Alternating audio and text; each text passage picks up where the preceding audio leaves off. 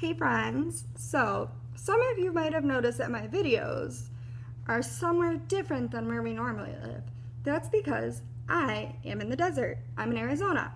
So I figured it would be a good time to read a book by Dr. Seuss called Why, Oh Why Are Deserts Dry? So I'm going to read a few pages from here, not the entire book, but a few pages, and then I'm going to take you on an adventure outside so you can see some of the stuff that I talked about in the book. All right, so here we go. Why, oh why are deserts dry? I don't know, why do we think?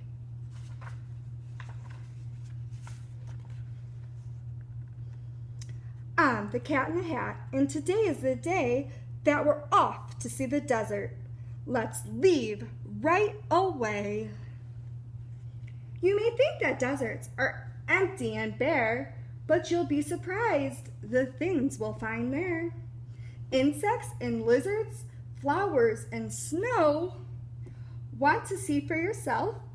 Buckle up, let's go.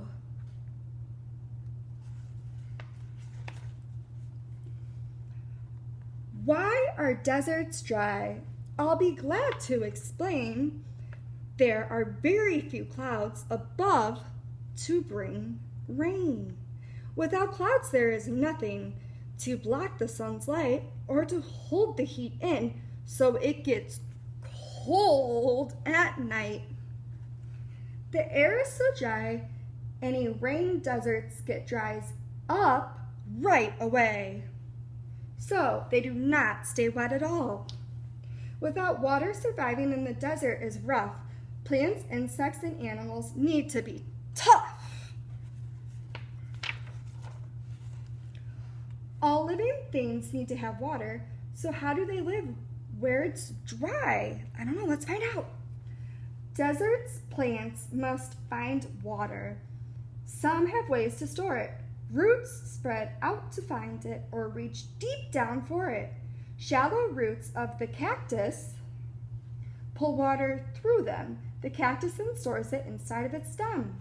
See, it's pulling the water through it and it's going to store it inside here.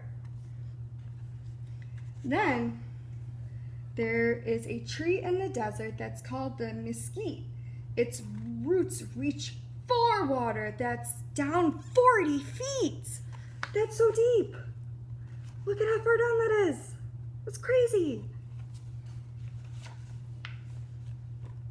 The Sonoran Desert is where we'll find a very big cactus that's one of a kind.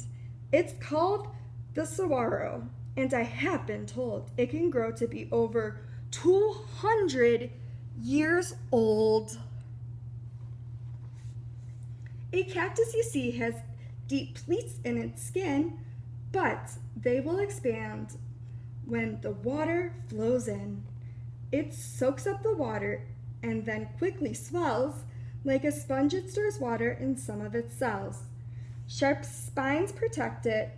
Just how do they do it? They make sure some animals won't try to chew it. Because cactuses are really prickly. You touch it and you could possibly bleed because it pokes you so hard. This Galilla woodpecker knows very well that a cactus will serve as the perfect hotel. She pecks a small hole and then slips inside. It's cool and it gives her a safe place to hide. When she's ready to leave, well, I have little doubt someone else will move in after she has moved out. So she made a home here, and even though she's done, maybe an owl or someone else will take it. How do insects get water? What some of them do is get water that's inside the plants that they chew. These desert insects are honeypot ants. All year long, they collect the sweet nectar from plants. They store it inside of them, and then they can feed it to ants who are hungry whenever they need it.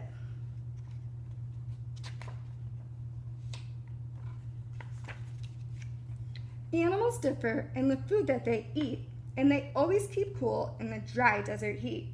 In the daytime, small animals stay underground. Later on, when it's cooler, they move above ground. This cute fennec fox, furry, soled feet help him walk on hot sand. His big ears let out heat. Kangaroos lick their arms to help cool off their skin. Then each digs a hole in the ground and climbs in.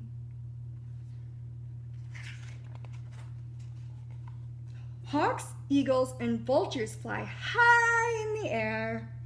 They stay off the ground. It's much cooler up there.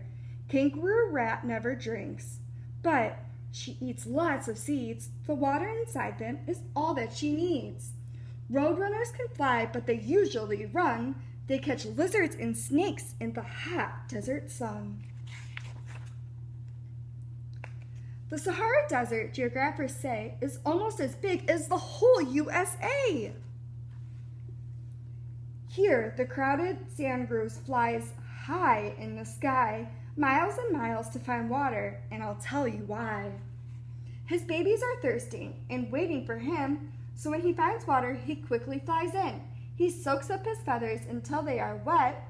This water is all that his babies will get. They drink from his feathers, which dry soon, and then he must take to the sky to find water again. See, the babies are drinking the water.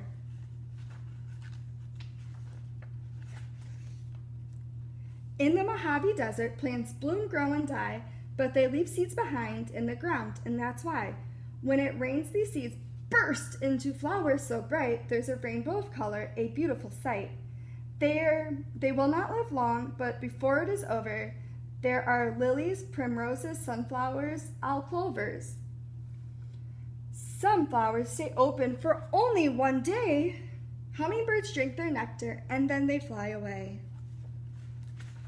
So that is what I'm going to read, or what I wanted to read to you about the desert. And even better is you're going to get to see some of the things that we talked about in the book in real life when I take you outside. All right, so stay tuned, you guys.